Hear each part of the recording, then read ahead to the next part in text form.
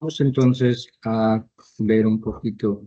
Este tema es corto, pero la aplicación es bastante. Vamos a intentar terminar con esto, pero continuando lo que empezamos la sesión anterior.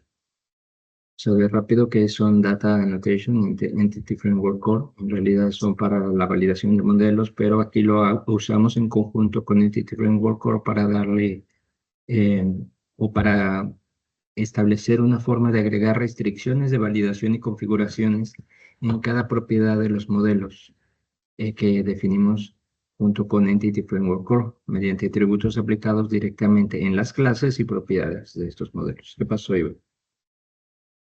Una pregunta. En los data annotation, yo los utilizo con Newtonsoft para, no sé si mapear de pronto el campo a una propiedad de la base de datos. ¿Es a eso lo que se refiere? Las data annotations, Ajá. sí, es una forma en la cual vamos nosotros en efecto, no es exclusivo de Entity Framework, eso es aplicado tal cual hacia los modelos. Y lo que hace, sí, es agregar o proporcionar no solamente el tipo de dato, podemos configurar ciertas validaciones y ciertos elementos que podemos utilizar en conjunto con nuestra aplicación, pero sí, está en lo correcto, se usan también para ello. Y en cada uno de los atributos que definimos en nuestros modelos, definimos también cómo es que estas propiedades se deben comportar tanto en la base de datos como en la validación de datos en la aplicación. Y es lo que vamos a intentar aprender hoy. Y tenemos si les pasé este archivo ya, ¿cuáles son los data annotation más comunes en C Sharp? Pues tenemos key, que define una propiedad como clave primaria. Tenemos required, indica una propiedad obligatoria. Max, length y min length establecen la longitud máxima y mínima para una propiedad de cadena. String length combina las funcionalidades de max length y min length. Range define un rango válido para valores numéricos. Email address valida que una propiedad contenga un formato de email. Phone valida que una propiedad contenga un formato de número telefónico. Data type define un tipo de dato específico para la propiedad como datatype.date, datatype.currency, entre otras. Y estos data type sí son como propios del motor de base de datos que vamos a estar ocupando, ya que les comenté en la sesión anterior que Entity Framework Core intenta utilizar el tipo de dato más adecuado dependiendo de la propiedad utilizada y del motor de base de datos en uso, pero con estas anotaciones nosotros podemos establecer un tipo de dato de base de datos adecuado para cada uno de ellos. También tenemos la anotación foreign key que especifica una propiedad como clave externa o llave foránea. Tenemos inverse property, define la relación inversa entre dos entidades relacionadas. Y tenemos display, controla cómo se muestran los nombres de las propiedades en las vistas. Iván, Bueno, una pregunta que me surge ahora. claro. Fue bueno, no un error, sino pues un fallo que hubo en un sistema de un caso de una tienda que por fallas del programador los precios se redujeron un 90%. Entonces se analizó el problema y el desarrollador que lo estaba analizando decía como que lo que él hubiera hecho era, en vez de mandar los valores, realizar umbrales de descuento para no llegar a un descuento muy exagerado. Con el data annotation de Ranch, ¿se pueden hacer esos umbrales o es de otra manera que se realizan esos umbrales? Bueno, aquí lo podemos hacer a nivel de modelo, pero lo que quiero hacer con esto, y es una cosa importantísima que mencioné antes, no estamos solamente definiendo el comportamiento de nuestros modelos y propiedades a nivel de la aplicación, sino también a nivel base de datos. Si estamos estableciendo un rango en uno de nuestros modelos, por ejemplo, en el precio, y estamos cuidando que el precio no sea menor de X cantidad o mayor a X cantidad también. Entonces eso se valida a nivel del modelo, pero al mismo tiempo se establece una restricción en la base de datos para ello, lo cual va a impedir que en un momento dado se coloque, ya sea con un insert o con un update, un valor fuera de este rango. Entonces, el uso de data annotation en los modelos, pero en los modelos que se están mapeando en la base de datos, nos ayuda a agregar todas esas restricciones, protegiendo la aplicación y la base de datos también.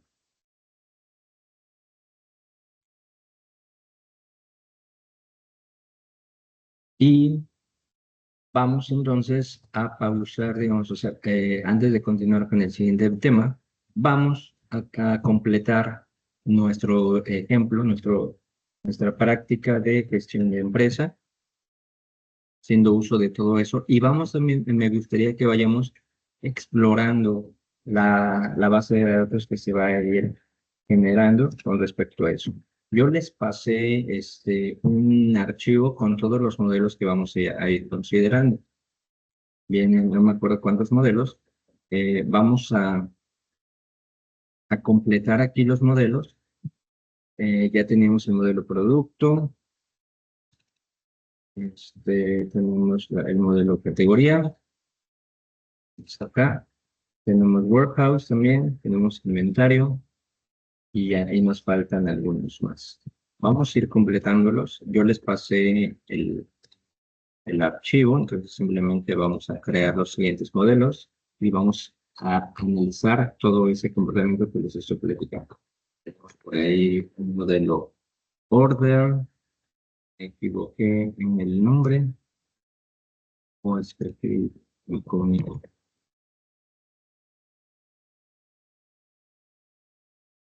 Si nada más veamos cada una de las clases y pegamos cada uno de estos modelos. Algunos, al momento de estar haciéndolos, nos va a marcar algún error porque todavía no nos falta crear tal vez algunas propiedades que se están compartiendo entre modelos. Por ejemplo, order detail. Entonces vamos a completarlo. Como order status.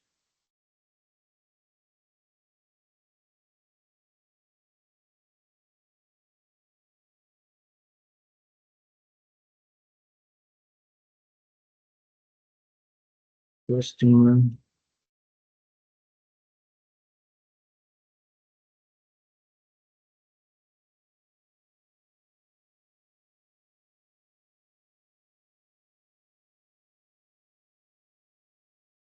Buyer.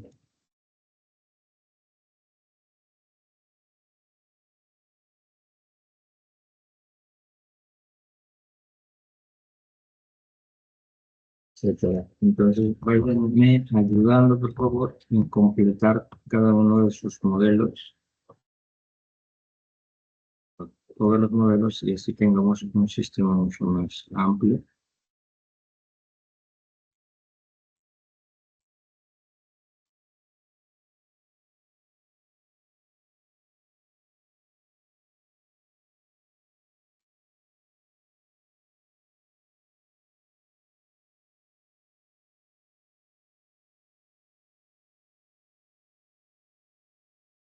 Buenas prácticas, porque separar cada un modelo en su correspondiente clase.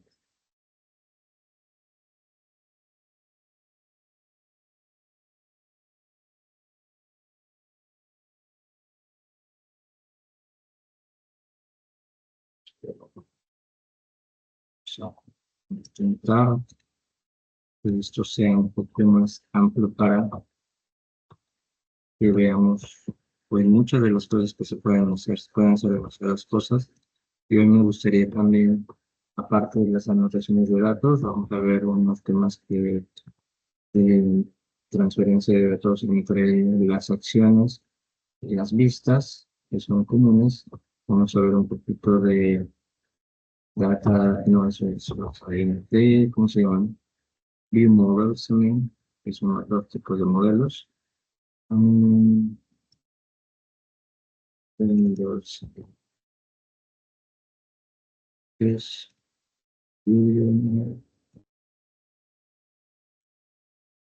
dos modelos. Mm,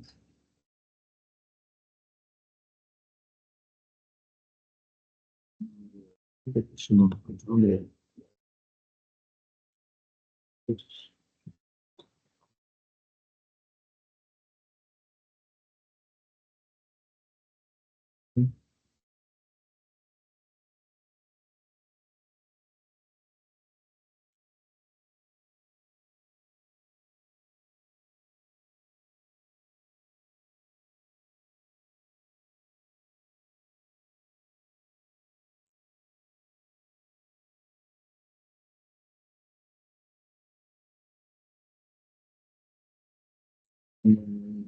Diferencia. Hay un par de propiedades en un modelo, o más bien, como en dos modelos hay algunas propiedades que se pueden incorporar. Es decir, que después vemos cómo, y cuándo, por qué.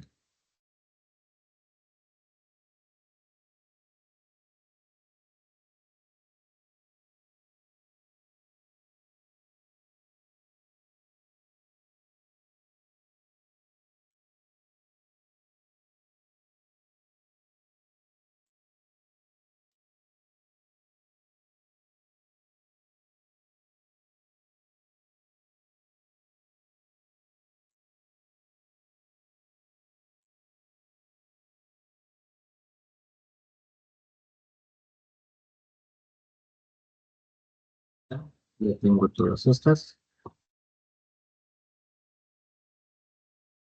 Pero esto son solo modelos de nuestra aplicación. Ahora me espero unos minutos para que los vayan completando y revisando, pero esto no es suficiente. Nosotros tenemos, después de hacer esto, que ir a la clase Application DB Context y completar esta lista. Entonces, esta categoría, Customer, no lo tengo, voy a ponerlo ahí en orden, o intentar ponerlo en el mismo orden que presenta para que vaya viendo si tengo todos. Entonces, customers, voy a poner los nombres que me está recomendando. Esto es el mismo nombre del modelo, pero agregando una S.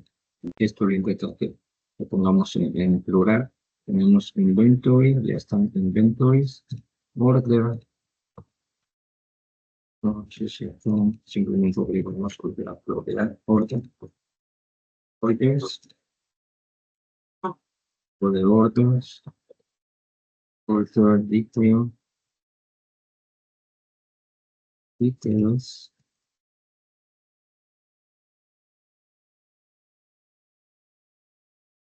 published, order statuses,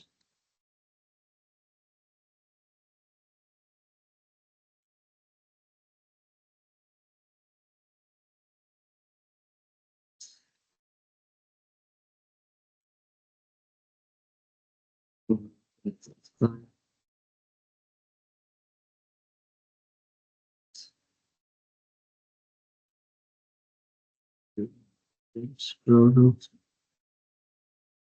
ya tengo productos y de arriba,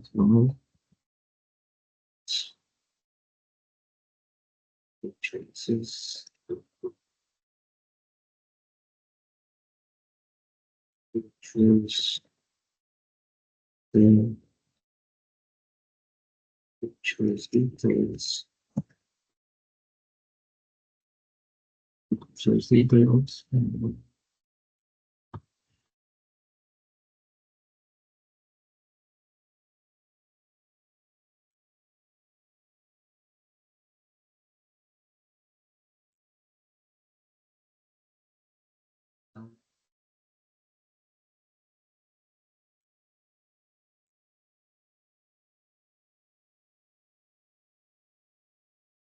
so,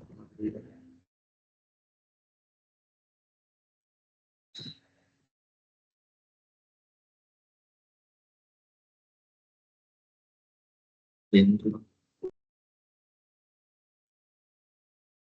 Windows, Windows y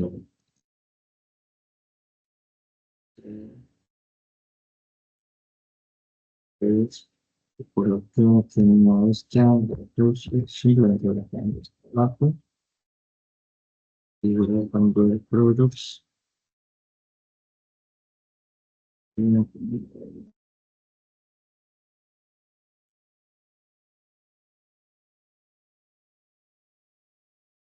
Entonces aquí, esto porque todo lo que esté en la clase Application Db Context, esto son lo que va a existir en la base de datos, las tablas que van a existir en la base de datos.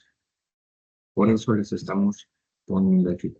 Lo que no esté aquí, no va a estar en la base de datos. Nosotros podemos tener models, podemos tener clases adicionales de ayuda o de eh, para que hagan algo más que no es lo que los modelos de base de datos, y esos pues no tendrían que estar en ella. Entonces, todo lo que quiera yo que exista en la base de datos, lo vamos a poner acá. Una vez hecho esto, me voy a esperar aquí un par de minutos.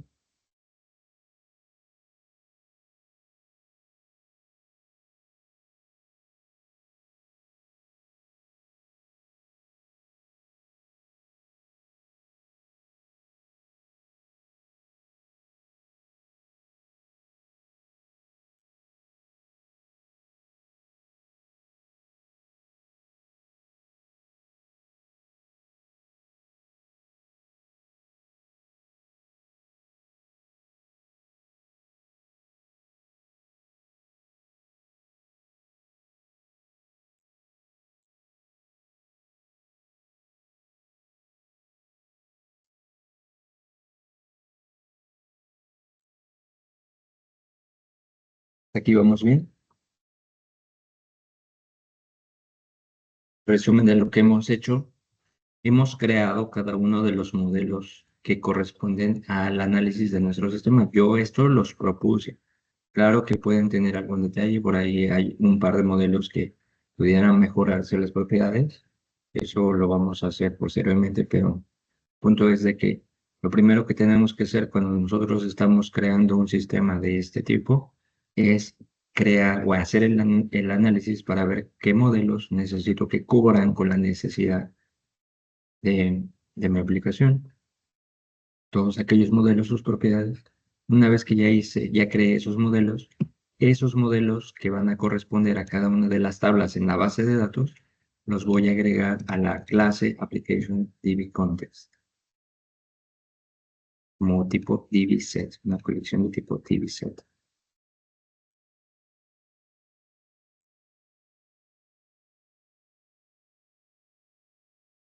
Bien. Ahora necesito actualizar la base de datos. Para ello voy a agregar primero una migración. Ya no le llamaré migración inicial, le llamaré eh, modelos.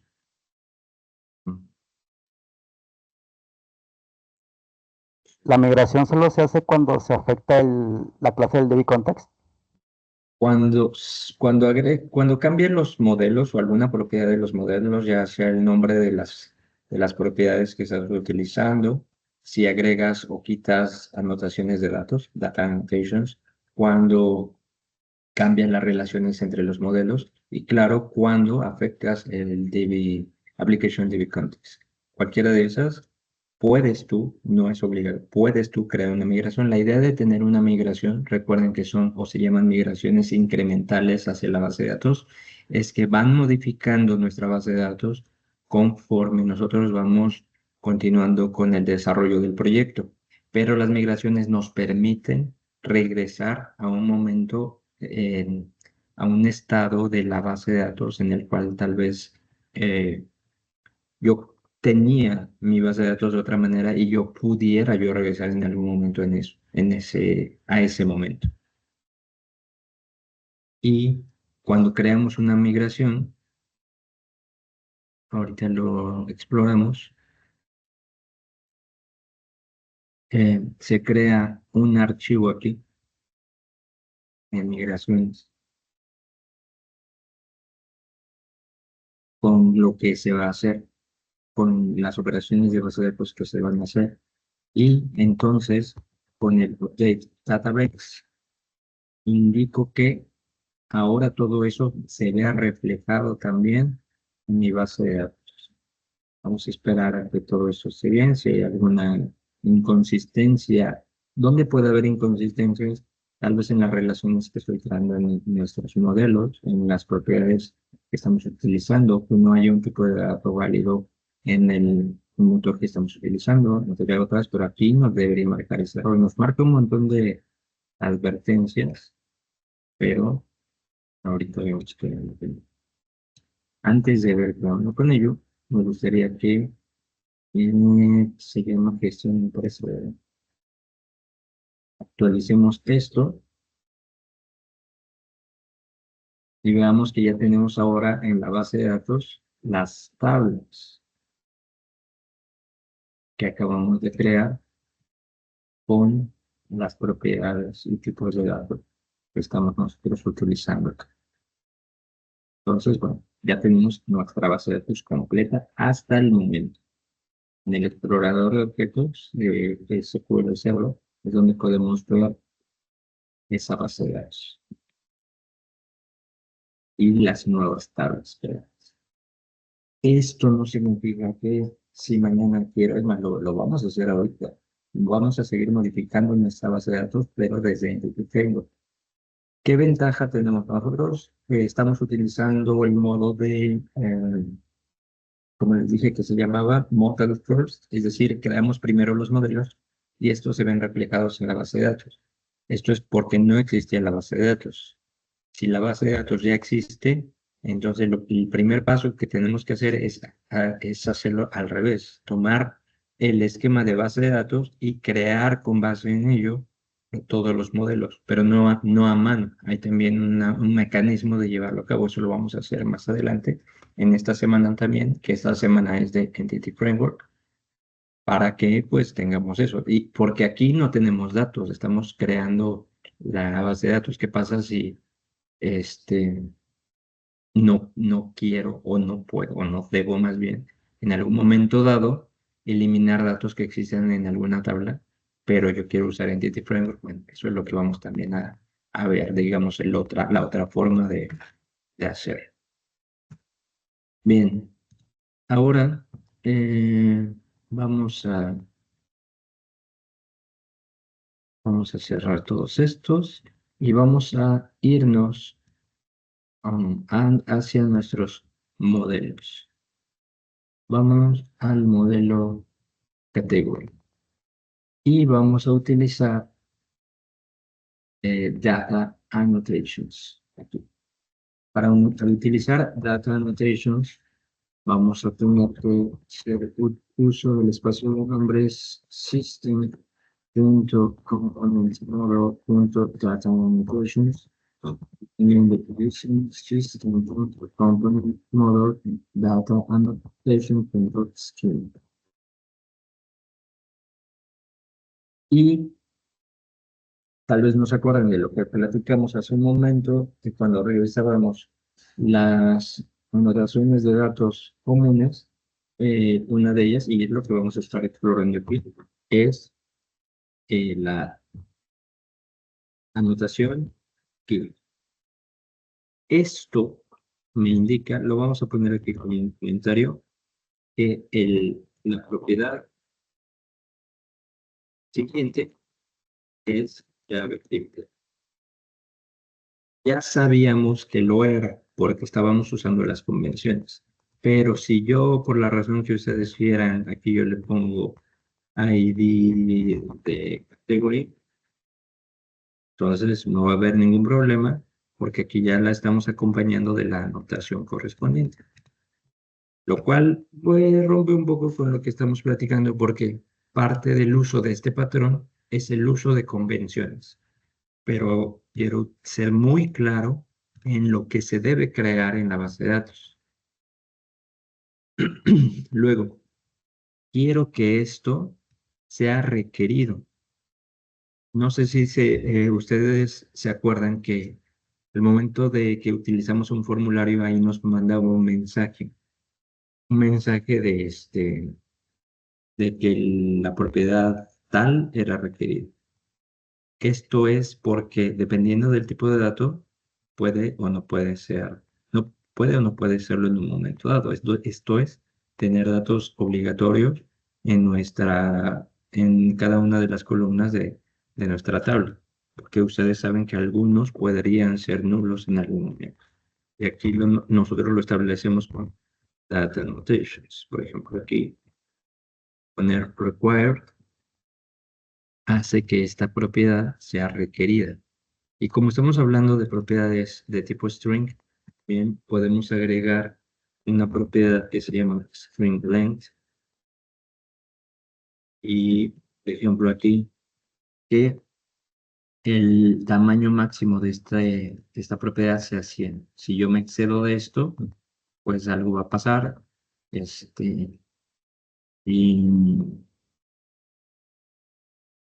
es lo que quiero, pues también validar, evitar, entre otras cosas, ¿no? Pero, ¿qué les parece si antes de continuar vamos a guardar este modelo? Antes de hacer la actualización de base de datos, me gustaría que exploremos cómo se encuentra en este momento la tabla category. Las columnas tienen el ID y el nombre de tipo nvarchar de tamaño máximo no null. Ya sabemos que está la llave primaria. Y vamos a crear una nueva migración. Vamos a ponerle 1, porque vamos a crear muchos, entonces vamos a enumerar el Operation Documentation 1, porque estamos cambiando la estructura de algunos del modelo. Y hacemos el update database.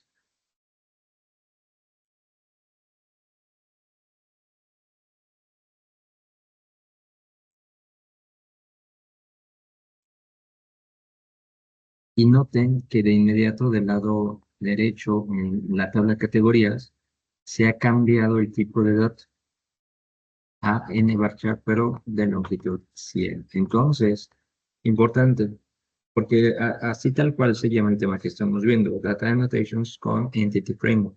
Las Data Annotations sí funcionan a nivel modelo, pero en conjunto con Entity Framework hace que no solamente se agreguen validaciones a nivel de aplicación, sino también a nivel de base de datos. Ahora vamos a explorar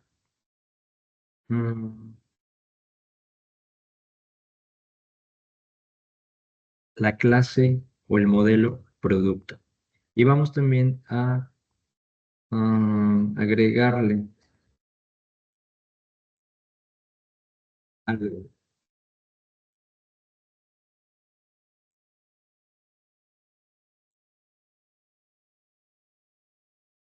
Y vamos a computar esto. Tienes la llave primaria. Esta es la llave primaria, el ID. El nombre es requerido. La descripción no es requerida. El nombre le vamos a poner un string length de 100.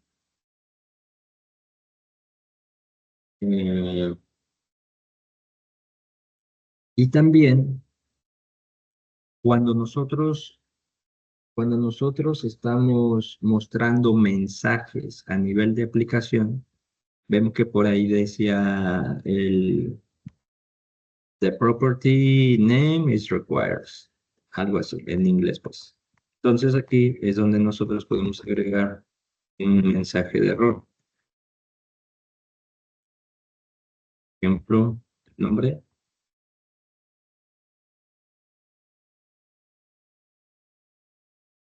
Y aquí Esto se hace a nivel modelo porque en cualquier parte que nosotros estemos presentando algo con respecto a esto, simplemente vamos a mostrar el mensaje de error y no estamos repitiendo el mensaje de error en toda la aplicación, pero esto es el mensaje de error con respecto a esta validación. También tenemos una propiedad que se llama display.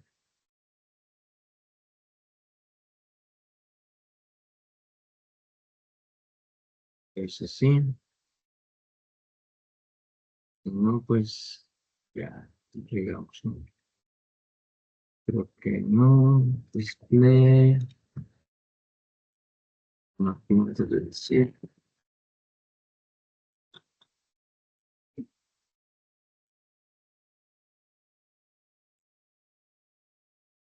Creo que es entre paréntesis name igual a nombre. Ponemos, así como lo ponemos. Y bueno, en efecto, cuando nosotros ponemos aquí, ¿cómo se llama esto? La anotación, aquí nos dice todo lo que podemos nosotros considerar de acuerdo a ese. Este tiene un name, tiene un order, tiene un prompt. El prompt nos sirve también para algunos elementos de formulario y cómo estamos mostrarlo, cómo estamos mostrándolo, en la descripción, entre otras cosas.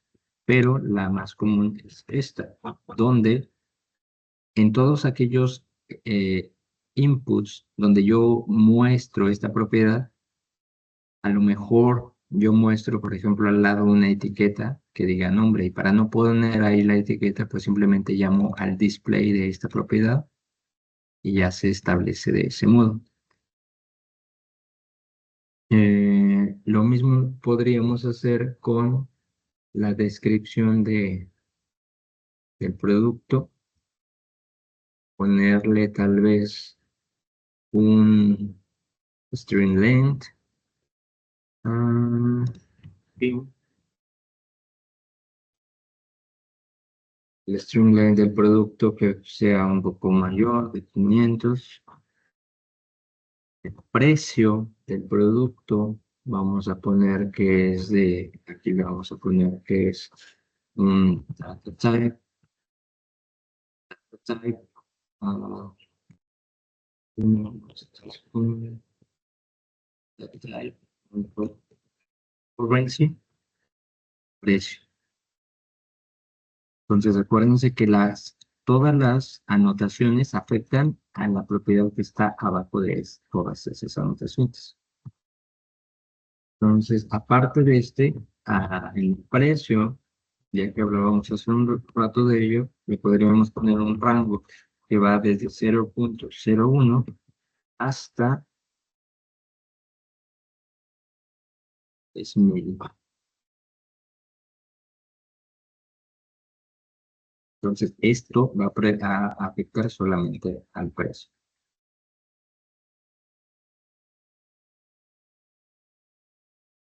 Y aquí tenemos lo que es el categoría ID. Y alguien me preguntó, ¿cómo sé que esto es una llave foránea? Sí, por convención, y esa fue mi respuesta.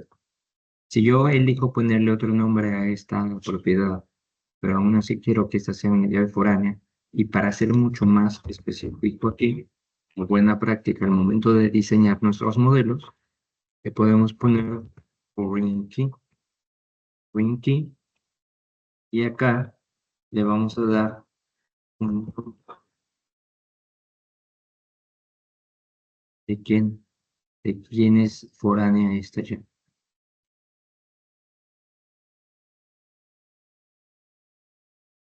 Aquí indica ordenamiento una propiedad que es utilizada como llave foránea en el eso. Acá ya también, para que no nos quede claro, esta es la forma en la cual nosotros indicamos que esta es una llave foránea. Nivel modelo. Entonces, esta clase, este modelo, tiene ya muchas más anotaciones de datos que podríamos ir utilizando. Y vamos ahora a... Nada más tenemos el de producto, igual, no pasa nada. gustaría que hagamos una migración adicional para que se guarde esta parte. Podríamos agregar todas las anotaciones a todos los modelos de una vez y hacer una sola migración. Pero aquí lo hago porque quiero ver, digamos, ya de manera inmediata el resultado de cómo se va a ver este cambio sobre este modelo en específico en mi base de datos. Entonces, esperar que esto acabe, que acabó, y exploremos nuestra tabla. Pero noten que el nombre es en el archivo de 100, la descripción en el archivo de 500, el precio es decimal de 18.2, viene la categoría ID, y aquí quisiera nada más que nos demos cuenta de algo. El range no aparece en la restricción correspondiente acá. Entonces, esto aplicará solo a nivel de aplicación y no a base de datos. Sí y no, la respuesta es a nivel de aplicación. ¿Y qué pasa si la quiero aplicar a la base de datos también? Ok, ahorita vemos cómo agregamos esa restricción a nivel de base de datos también. Pero antes de ello, quisiera, se me fue la idea. Oh, sí, ya me acordé. El nombre, el name es required. Name es required. Y la descripción, no description. No le puse required. Pero acá me aparece esto como no nulo.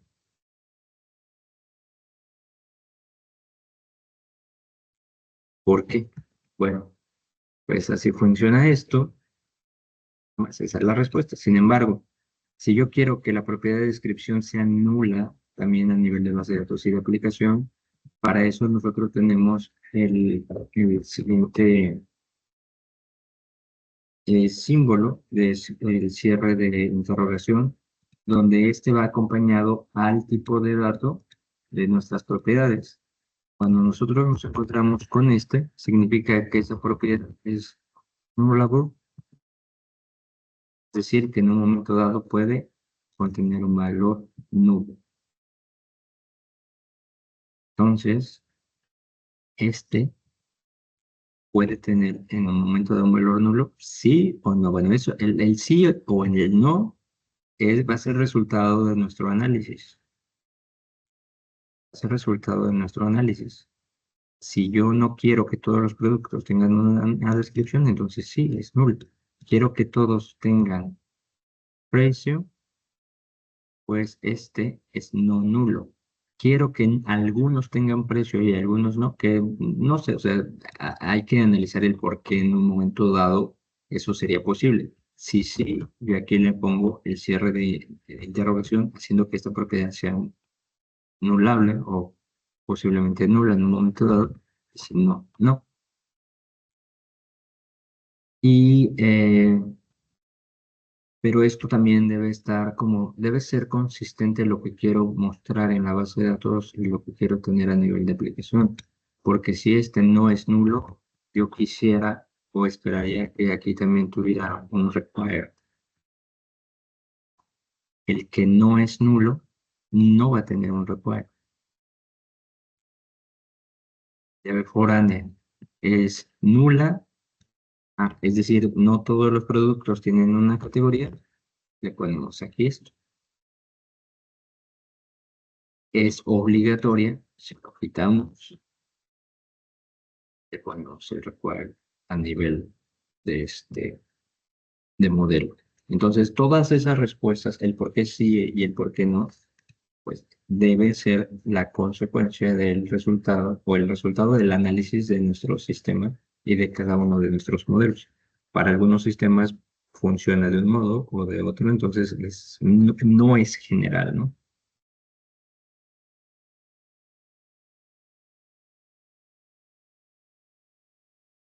Aquí vamos bien.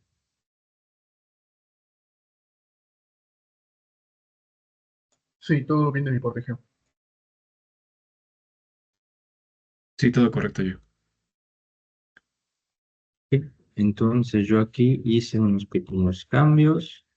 Puse esto como nulo, esto no, etcétera.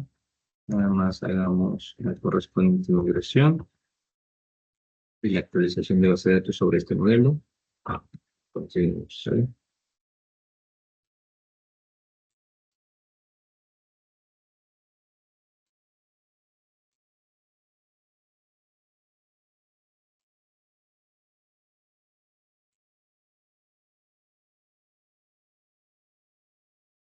¿Dónde está? Ah, miren, aquí dice para... ¿dónde? No puede. Ah, aquí vamos a ir.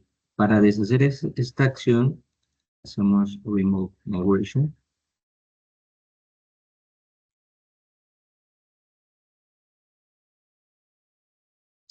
No he actualizado la base de datos, ¿no?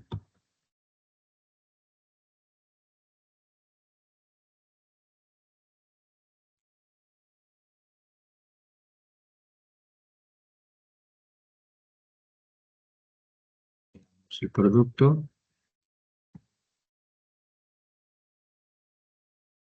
ya descripción es nulo, ¿ya vieron?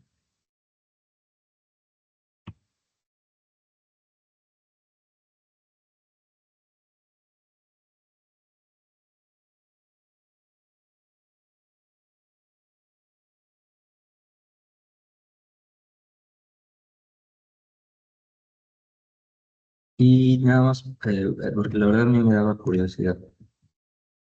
En un momento dado, esta restricción de rango, repitiendo, es a nivel aplicación, no a nivel base de datos. Si yo quisiera agregar esa restricción a nivel base de datos, lo tendría que hacer con otra cosa. Eh, y eso es otro tema, pero me gustaría que al menos diéramos la introducción a ello. Hay otra en donde lo hacemos aquí.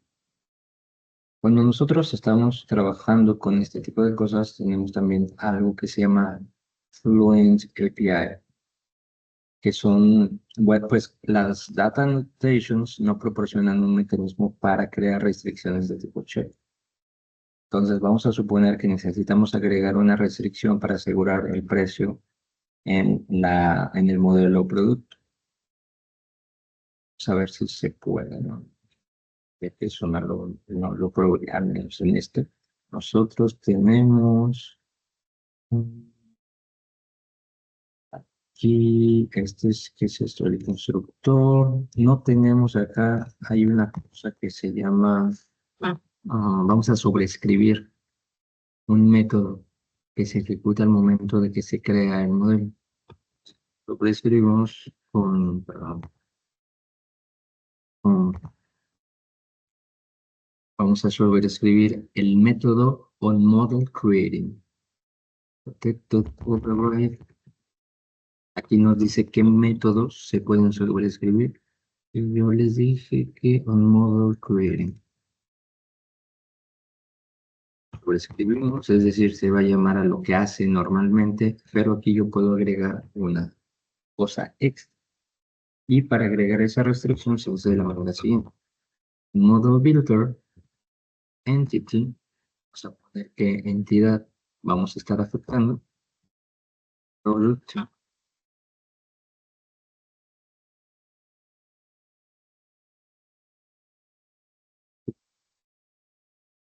hash, porque aquí debe haber un hash check constraint. Check constraint. Y con esto agregamos una restricción de tipo check a nuestra tabla. Y aquí esto debe tener por un lado el nombre de la restricción que vamos a tener. Dice, quiero ver este entonces, Miren acá, nos dice que esto ya se va a quedar obsoleto.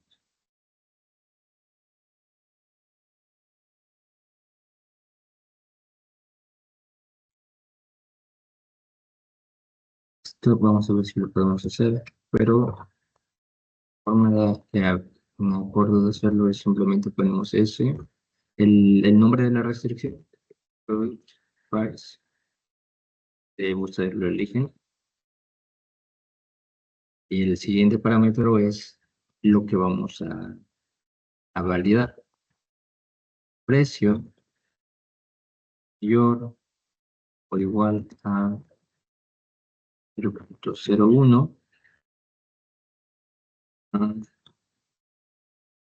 price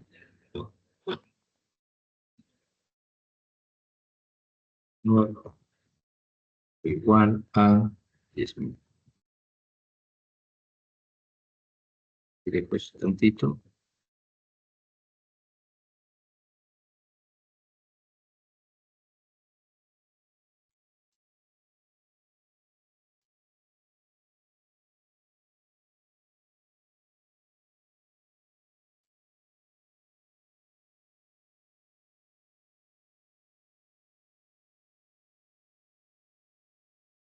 ¿Sí?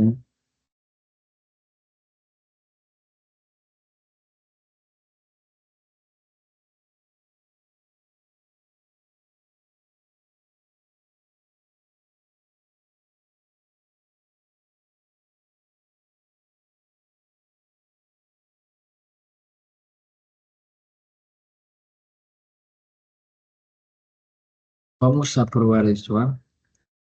Esto sí me gustaría que lo corrigiéramos porque este bien no se va a usar. Guardamos, agregamos, ya serían files.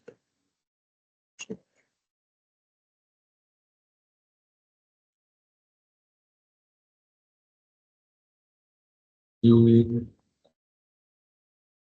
¿ves?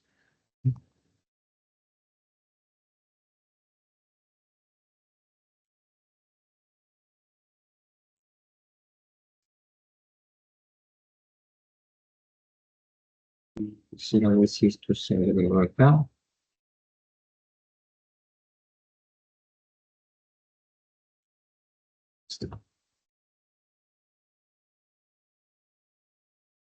Y según esto ya no va a ser para así.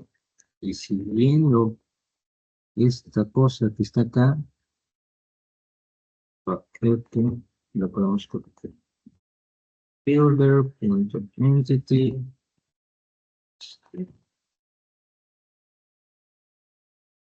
Product.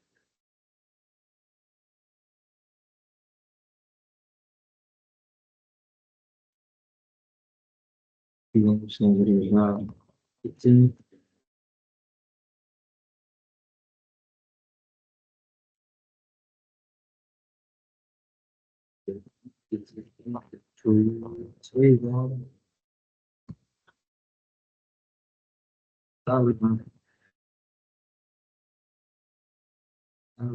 Punto check constraint.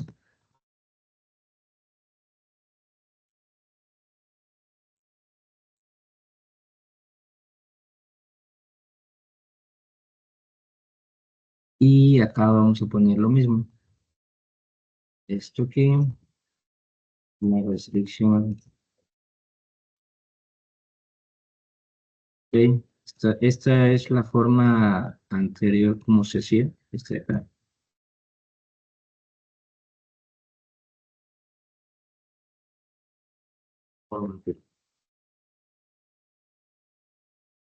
Y esta es la nueva forma de hacer.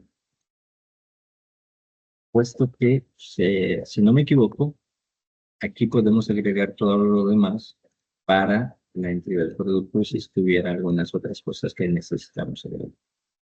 Entonces, si aquí necesito hacer una nueva migración y actualizar el modelo, sí, cuando eh,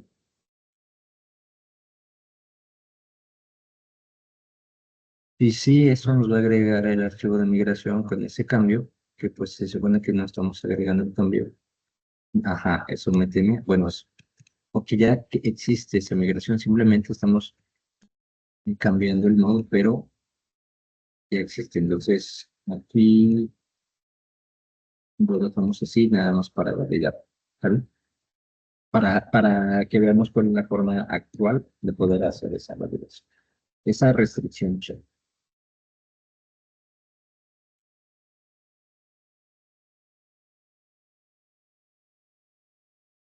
Bien, ahora, hasta aquí vamos bien.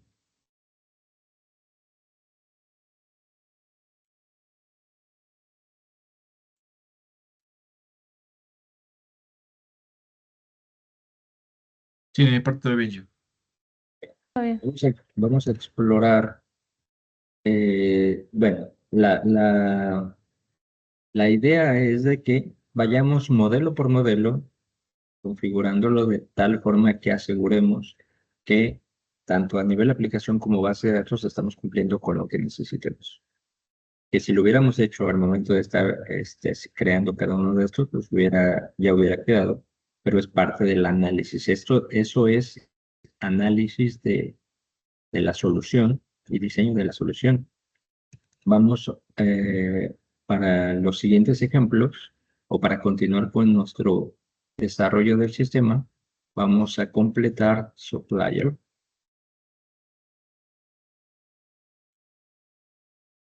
y vamos a agregar la anotación.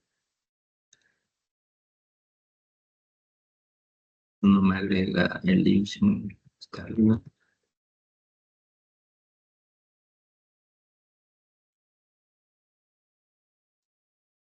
Puedo agregar manualmente. Vamos a poner a este también. Require.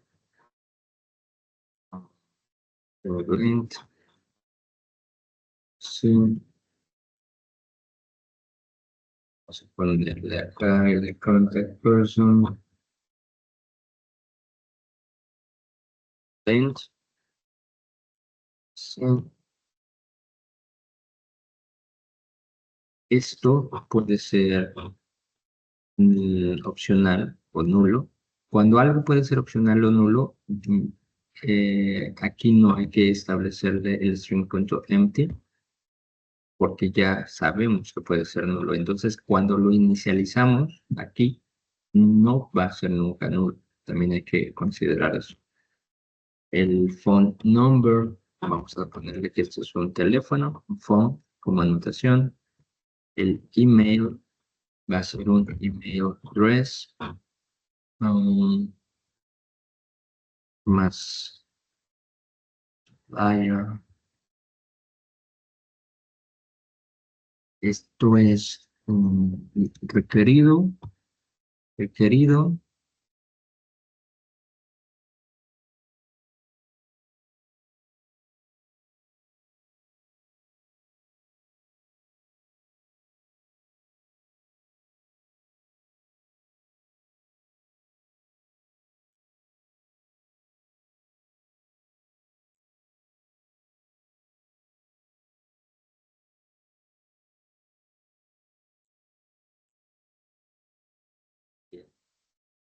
Ahora eh, tenemos ya muchos modelos y algunos ya están corregidos con las anotaciones que necesitamos.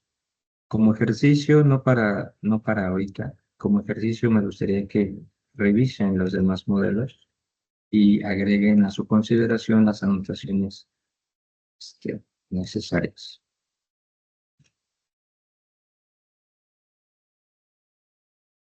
Vamos a ponerle también aquí, como habíamos dicho, el display.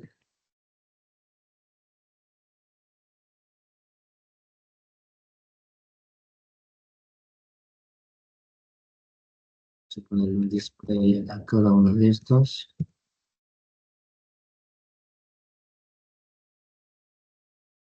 Perfecto.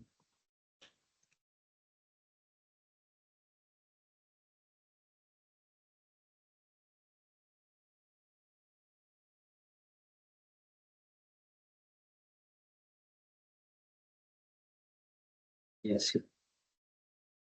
Entonces, ya más o menos completamos esto.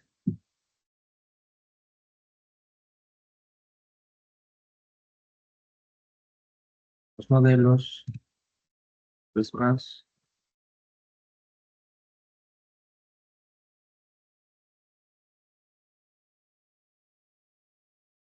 Lo iba en el 4.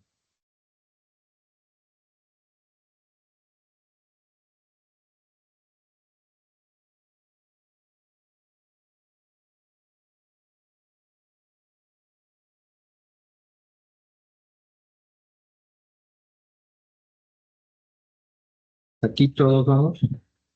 Viene algo bien bonito. Según yo. Cruzaré los dedos porque a veces les falla a algunas personas el soporte, pero vamos a entender. Ok, bueno, nosotros ya hicimos nuestros modelos. Déjenme ver de otros. Me gustaría completar el de Payment Method Types. Déjenme ver en categorías. No me acuerdo si, déjenme ver los controladores, hicimos de categorías. De productos, aquí está. Ya completamos el de productos, vamos a hacerlo sobre eso. El nombre, vamos a ejecutarlo. Igual vamos a hacer un punto empty. Este es nulo, el precio tiene un rango. Sí, vamos a hacerlo sobre productos.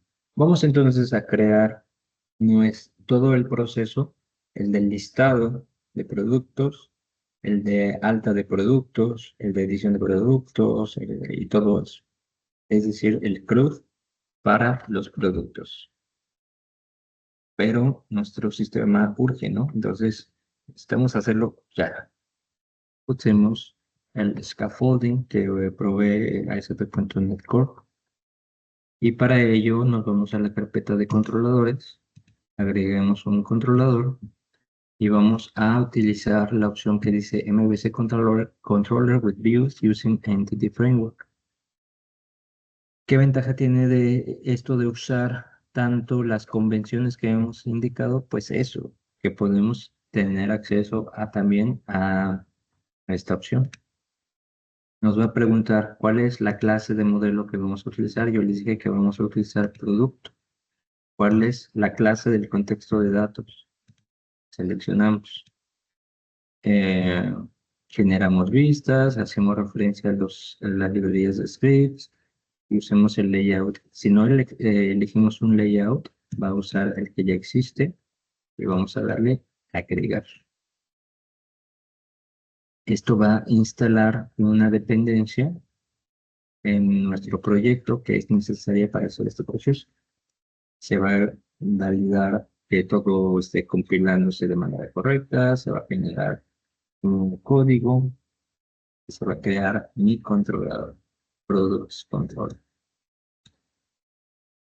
Una vez hecho eso, ya tenemos esto, el Products Control.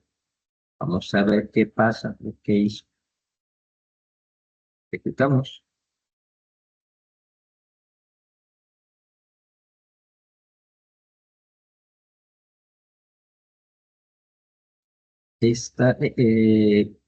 La vez pasada yo les dije que creé nada más esta como plantilla y le puse un enlace a Products. Pues ya ahora ya existe el controlador, lo acabo de crear en este instante. Me manda esto, creamos un nuevo producto. Nombre del producto, description, price, category ID. Cuando yo creé esto, pues me lo creó ese proceso que acabo de hacer. Si le pongo create, el nombre del producto requerido, the price field is required. ¿Por qué esta combinación entre español e inglés? Pues porque a este le puse un mensaje de error, a este no. A este le puse un display, a este no, a este tampoco.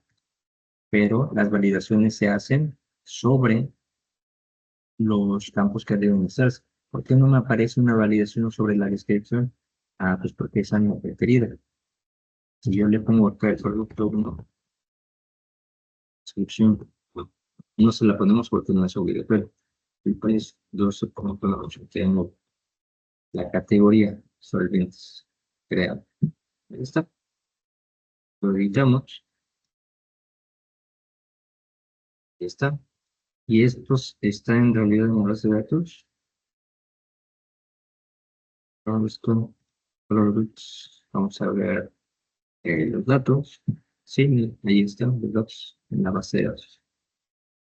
Entonces, de una manera muy rápida, porque ayer hicimos, la sesión anterior, hicimos un ejemplo en el que creábamos o intentamos crear nuestro fluid para las categorías, pero nos tardamos un buen rato.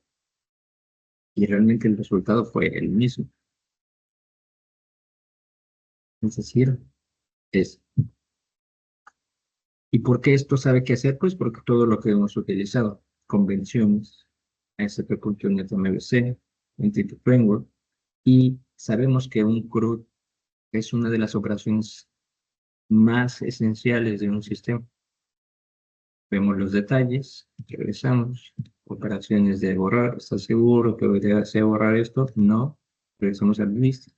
Y esto no digo que sea el mejor diseño, pero usa ya Bootstrap, entonces eso es responsivo, usa las clases que provee también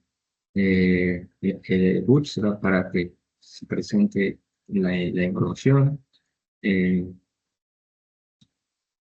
Se añaden las validaciones necesarias. Si yo quiero corregir esto, vamos a corregirlo a nivel de producto. Vamos a la clase producto y agreguemos el display para lo que nos hace falta. El display para la descripción.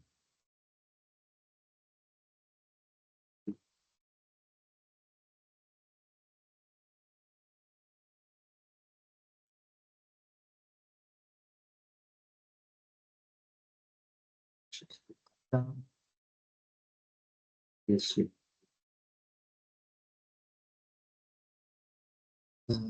También agreguemos message.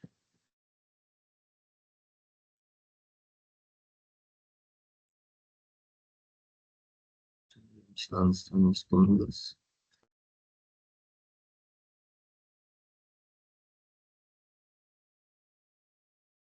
Nombre requerido. Pues, aquí también me gustaría agregar el display.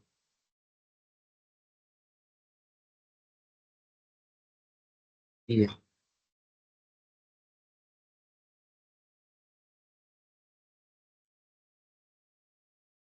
Entonces, agrego las anotaciones que son válidas para la aplicación. El display no afecta la base de datos ni el mensaje del campo requerido. Si yo hago un cambio que afecte la base de datos, por ejemplo, en el tipo de dato, en el nombre de la propiedad, o si es nula o no nula, ahí es donde yo debo venir acá y ejecutar la actualización de la base de datos. Pero si yo agrego nada más eh, algunas otras cosas con respecto a lo que quiero mostrar a nivel de aplicación, no es necesario hacer esa actualización de base de datos. Entonces, esto me va a llevar a los productos. Ya vamos a agregar nombre, descripción del producto, precio, categoría, el nombre del producto requerido, el precio requerido, y esto no me lo va a capturar. Y voy a editar, si clico esto, el nombre del producto requerido. Siguen aplicando las mismas validaciones. También noten que aquí se está utilizando el display para la columna. Yo no puse esto, yo no puse esto, yo no puse esto, pero aquí porque parece que todo bien. Digo, si le puse categoría, nada más exploremos la vista dentro de products, index. está el display name for, ahora aquí es category. Pero el model, ahora sí es cierto acá, ¿dónde está? ¿Dónde está? Bien. Es para la categoría, para esta. Entonces aquí también, el display name, categoría.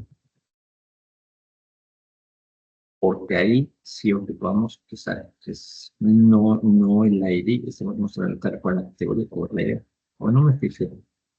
Vamos a ver. Así es. Ya cambió acá. Estamos entonces viendo aquí del ítem, es decir, del producto, punto la propiedad de category, que es un objeto, la propiedad, sí, un objeto, estamos haciendo uso de eso.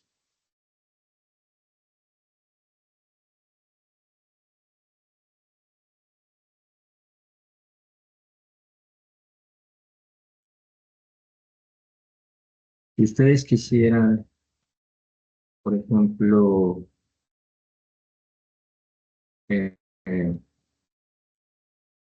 cambiar todo esto, es decir, no me gustan los estilos, pues cambien, no pasa nada. Podríamos quitar todo esto de acá, agregar divs y clases de Bootstrap, renglones, aquí otras cosas del estado bueno, son clases en realidad, en lugar de un enlace que sea un botón, simplemente agregamos estilos al enlace. Esto, la tabla la mantuve más o menos igual, nada más que aquí le dije que esto va a agregarle un estilo al encabezado de la tabla. Vamos a agregar un estilo también el tab general, no solo el encabezado.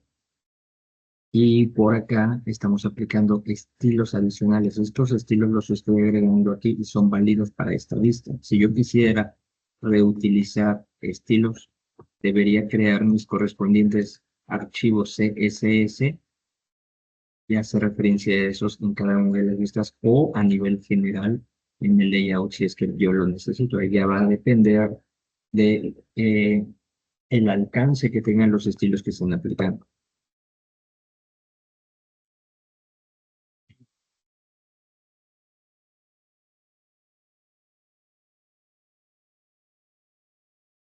Entonces, pues esto ya va cambiando, ya va tomando forma. Aquí vean que esto está mal. No, yo no esperaría esto. Y lo que viene ahorita que vamos a intentar averiguar es qué es el view data. Por ahí se los mandé en el archivo de la sesión de hoy, que es view, hay otro, view data, view back y temp data. Ahorita lo hemos hecho. Pero bueno, con unos poquitos estilos, esto ya cambia. Digo que sea el más bonito sistema, pero cambia. Vamos a agregarle también estilos a este.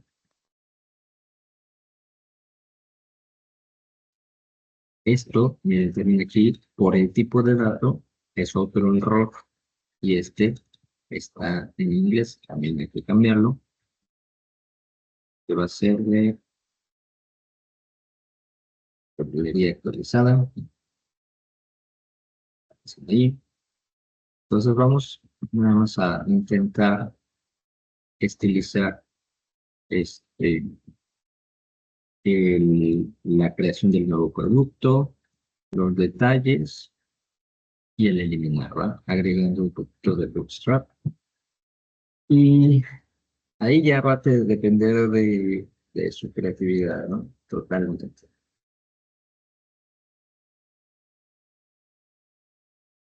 En el create, ¿no? De productos,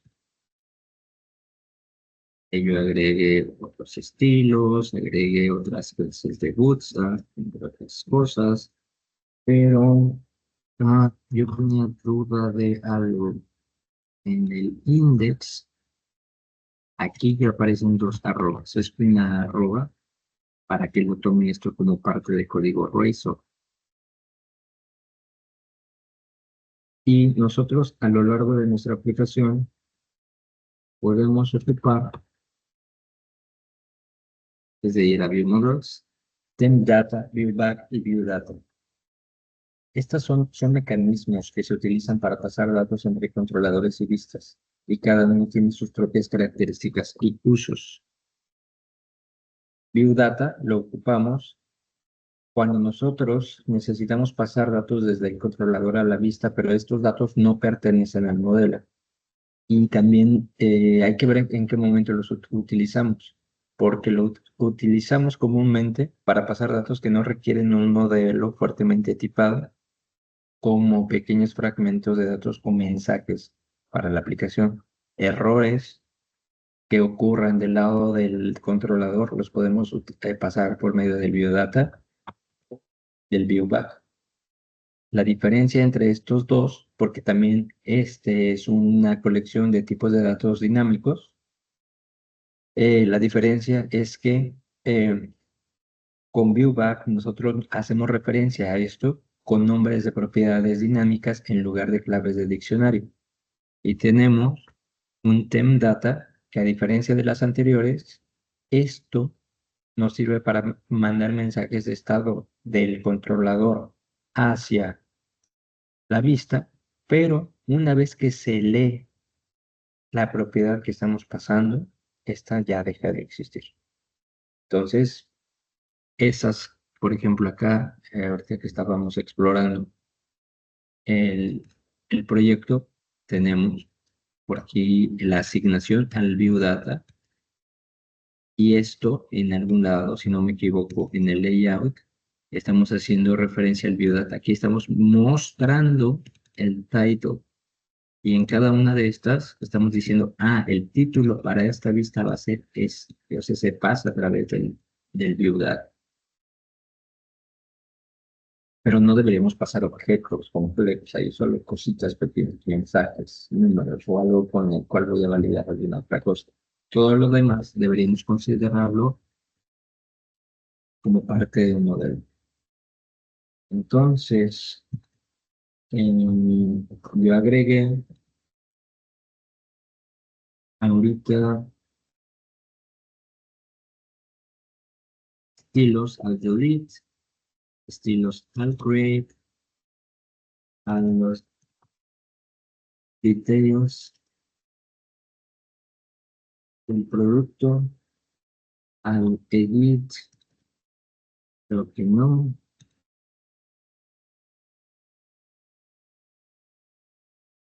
ya. Entonces,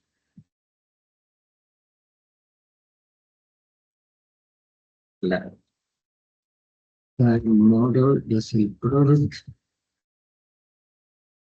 detail es el product,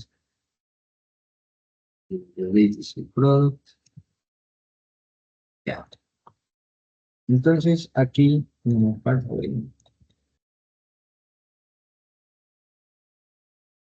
ya lo tenemos.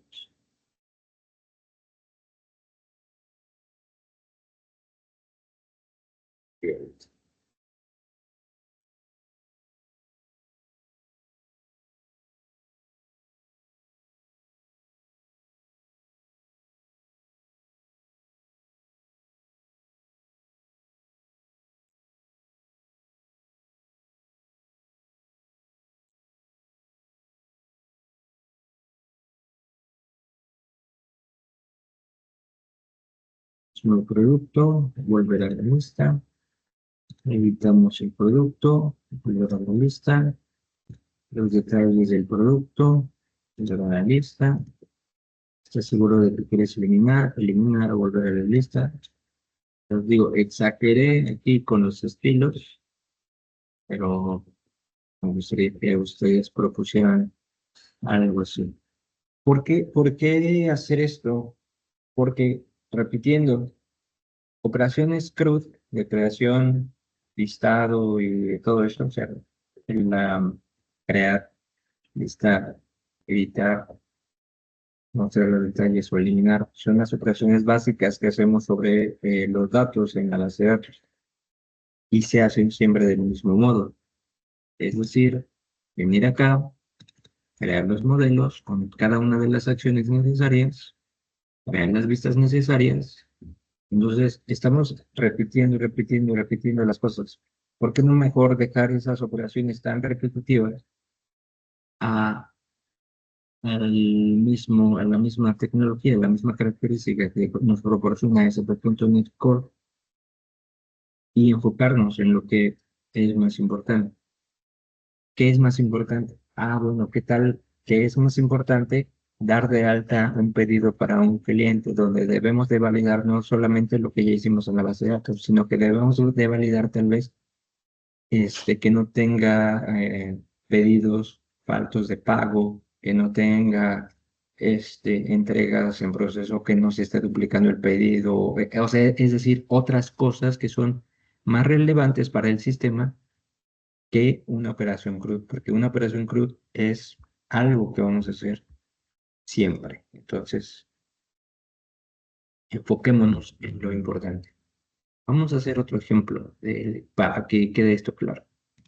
Creamos un controlador, seleccionamos el agregar controlador con vistas utilizando Entity, pero vamos a hacerlo ahora de otra manera.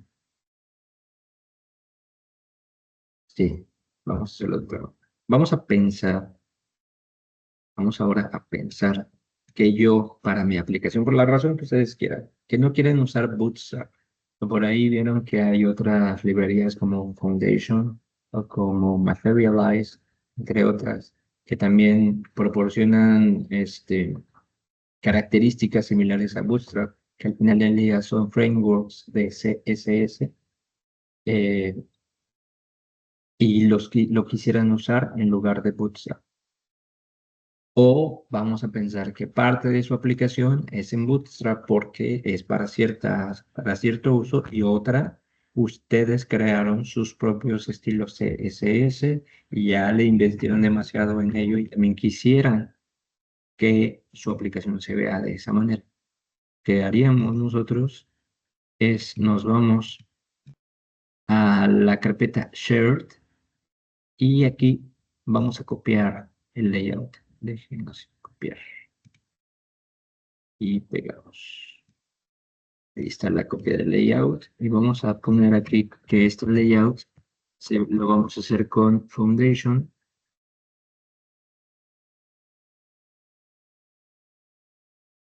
Y aquí está el Foundation, ¿no?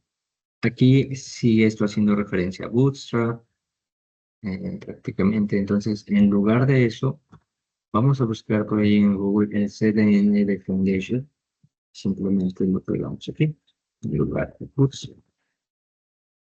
CDN de Foundation, el CDN de los iconos que utiliza Foundation también, es decir, estas dos referencias de estilos. Y al final, en lugar de hacer referencia a las librerías de jQuery y Bootstrap de nuestra aplicación, vamos a removerlas y vamos a hacer referencia a los scripts de hecho.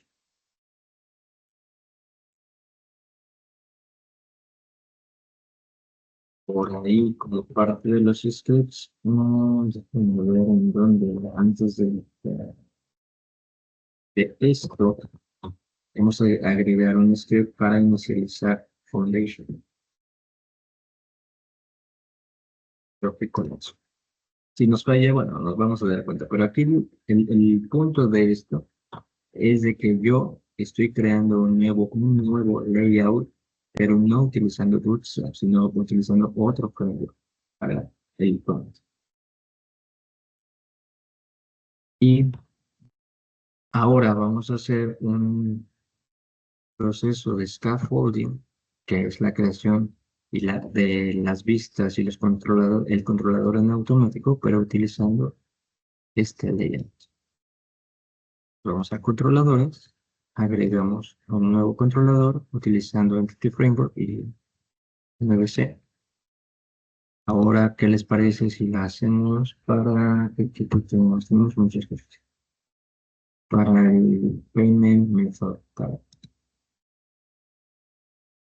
va a ser sobre la clase de DiviContext. Y aquí es donde le vamos a indicar qué layout o qué página de layout es la que vamos a considerar para la creación de esas vistas. Y le damos.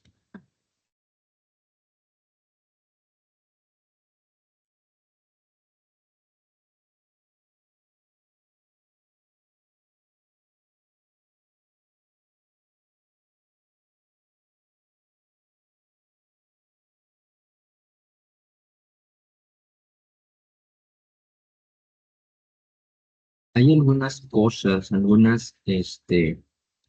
cosas aquí que tendríamos que rehacer. Por ejemplo, pero eso, digamos, va a depender del framework que utilicen. Por ejemplo, Bootstrap maneja una clase llamada Container. Foundation maneja algo llamado Grid. Container. Entonces, esa es una diferencia. Eh, para los espacios y todo eso, Foundation maneja otras ley. Entonces, aquí no es nada más copiar y pegar estos CDN, sí, en esencia, pero también es el volver a revisar las clases. Aquí yo lo hice por facilidad y rapidez de copiar y pegar la estructura, pero en realidad lo que tendríamos que hacer es crear nuestro propio layout, considerando qué elementos voy a necesitar y voy a poner en el layout, tal vez un header, un footer, en un menú en el header o algo así. Entonces todo eso lo debemos hacer aquí en el layout, porque la mayoría de estas clases son de Bootstrap. Entonces eso hay que tener, renovarla. Para eso van a tener que checar la documentación de Foundation. Una vez que nosotros renovamos todas nuestras clases, acá donde está, ¿qué hicimos? Payment for Type Controller. Se debió crear una carpeta Payment Method Types y ahí hacer referencia al layout, al nuevo layout que nosotros estamos haciendo.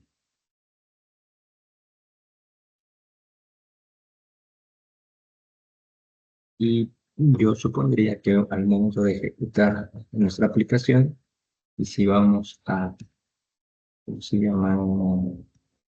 No tengo un menú para eso, entonces tenemos que ir directamente desde la URL.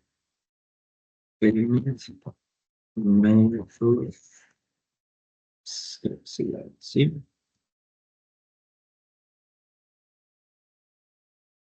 Y no les diré que esto se ve bonito para nada, pero se ve diferente porque estamos utilizando otro layout.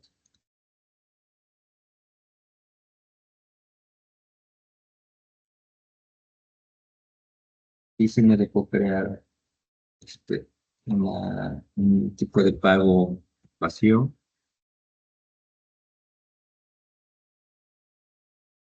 Tags, pago. Entonces se ve medio extraño, sí, pero el punto es que ya como quiero que se vea mi aplicación más allá, es donde vamos a mostrar esa también diferencia.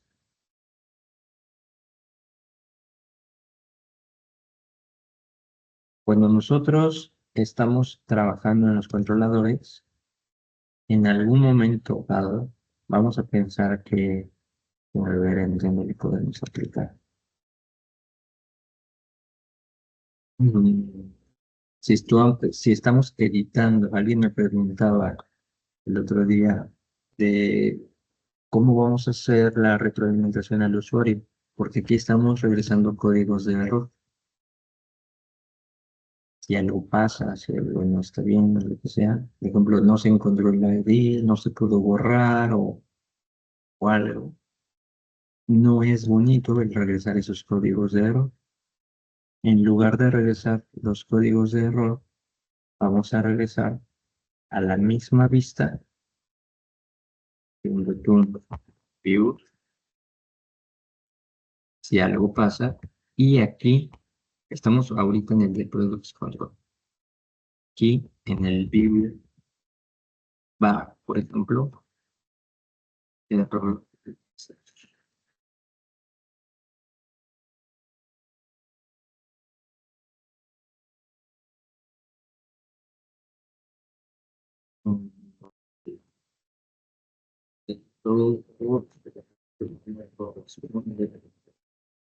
Ah,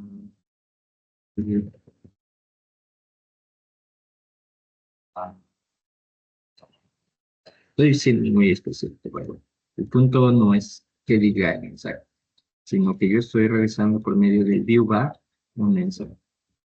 Esto es, este nombre de propiedad es el que yo quiero. Poder llamarse propiedad.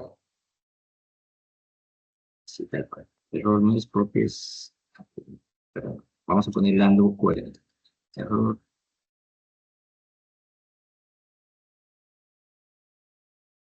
Entonces, copiamos esto y estamos en el edit de el products. Entonces, aquí yo voy a tener en algún lado acceso a esa propiedad. Y esto es diferente del nulo. Y aquí ponemos el mensaje, tal cual. Bueno, de spam.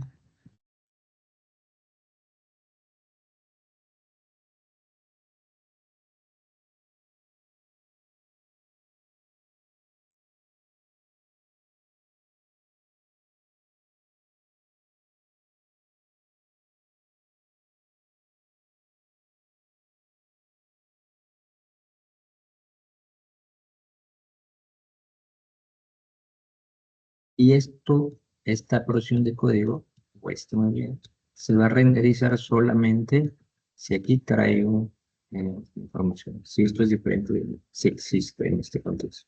Si no existe, pues simplemente no se va a mostrar. Pero entonces, si ocurre un error en nuestra aplicación, si se da esto, por ejemplo, se establece un valor para la propiedad error message del viewbar y se regresa a la vista. Entonces, en la vista, si esto se da, pues muestra ese mensaje. Entonces, esa es la forma en la cual nosotros vamos a poder dar retroalimentación al usuario durante el uso de la aplicación. Insisto, lo que yo les había mostrado al principio funciona así, pero estos errores no los va a interpretar el usuario. Nosotros tenemos que decirle al usuario qué es lo que está sucediendo.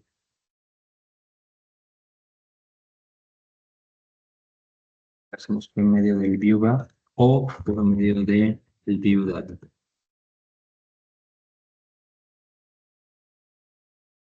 La diferencia es que en el view data nosotros utilizamos el diccionario y aquí lo ponemos.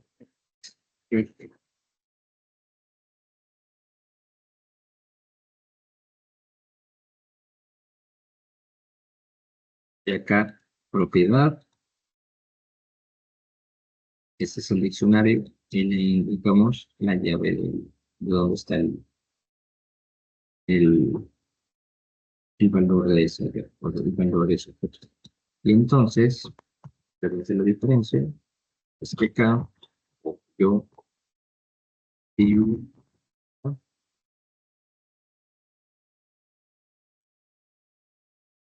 se me olvidó cómo lo puse.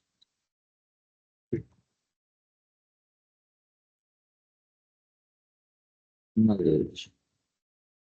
Pero prácticamente es lo mismo. Nada más que es pues accesado a nivel propiedades y esto a nivel valor de la llave de diccionario.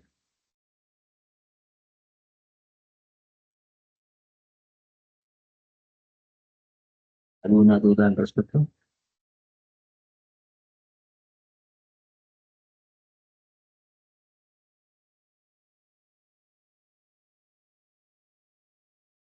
No, por el momento no, Geo. Por el momento no. Llegamos hasta aquí.